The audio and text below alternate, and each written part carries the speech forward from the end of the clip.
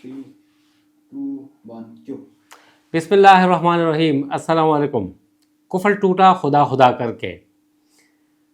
मुल्क के अंदर, मुल्क के बाहर, पूरी दुनिया में सिर्फ एक ही इशू है, एक ही नाम गर्दिश कर रहा है, वो है प्यारा पाकिस्तान का नाम। और वो क्यों? क्योंकि पाकिस्तान ने बहुत बड़ा एक कारनामा सर अंजाम दिया है। क्या हुआ? सीज़ फायर, कौन कौन शिरकत करेगा इस्लामाबाद टॉक्स में, तमाम तर तफसीलात से आपको आगाह करेंगे। अभी तक एक साल नहीं हुआ जब मई के महीने में गुज़िश्ता साल पाकिस्तान ने अपनी मिलिट्री माइट, मिलिट्री ताकत का मुजाहरा करता हुए जो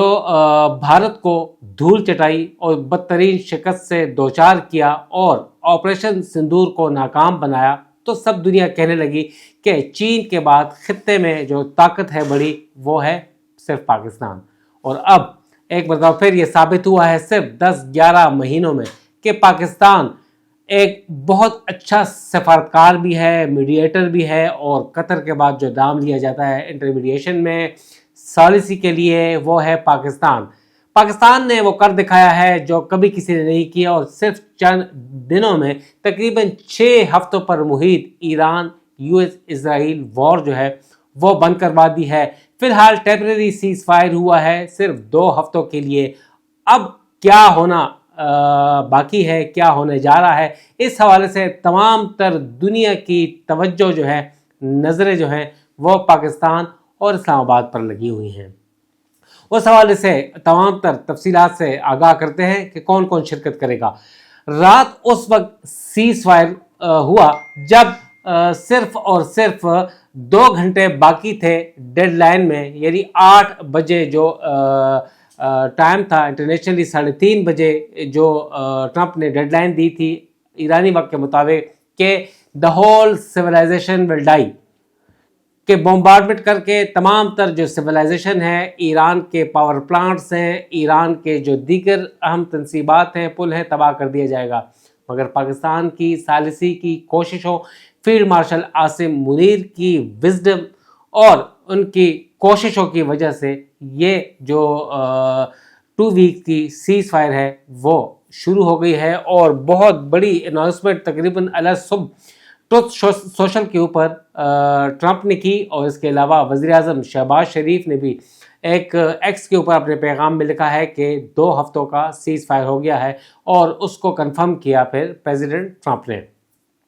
और अब काफ़ी जो कोशिशें तेज़ कर दी हैं कि ईरान और जो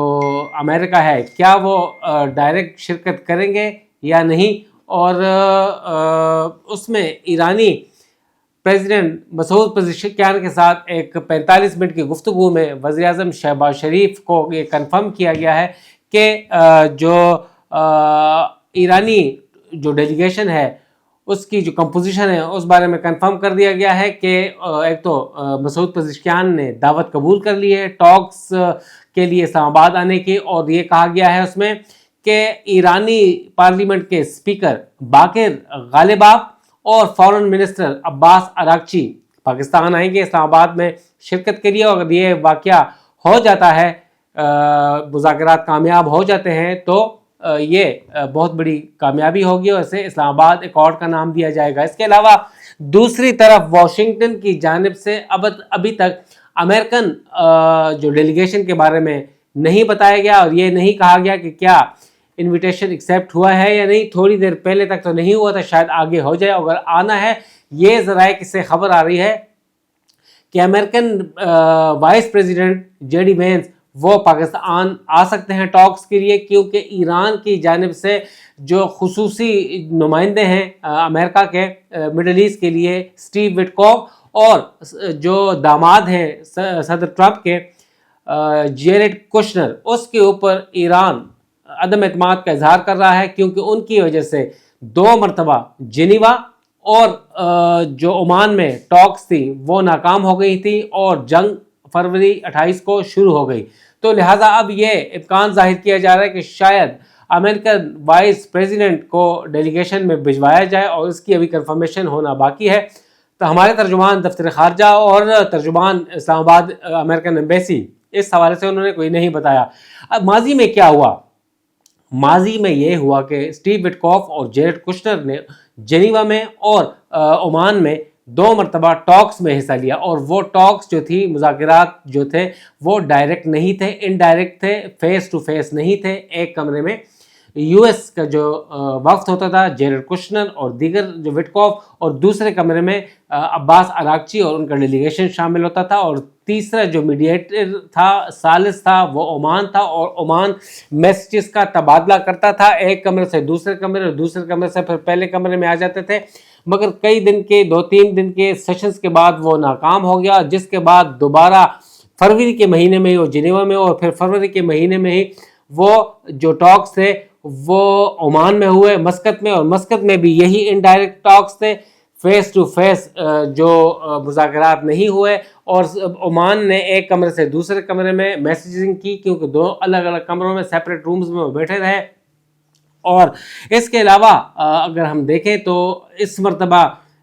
جب پوچھا گیا ذرائع سے تو انہوں نے اس بارے میں تصدیق یا تردید نہیں کی کہ کیا ڈائریکٹ ٹاکس ہے یا انڈائریکٹ، مگر ظاہر ہے اس وقت ثالث عمان نہیں بلکہ اسلام آباد ہے، پاکستان ہے، تو کیا پاکستان بھی وہی کردار ادا کرے گا کہ الگ الگ رومز میں 2 الگ ڈیلیگیشنز ہوں گے، اور پاکستان کا جو ثالثی کا کردار ہے وہ کرے گا اور میسیجنگ پہنچائے گا؟ مگر امکان یہ ظاہر کیا جا رہا ہے کہ شاید یہ ٹاکس ڈائریکٹ ہو سکے۔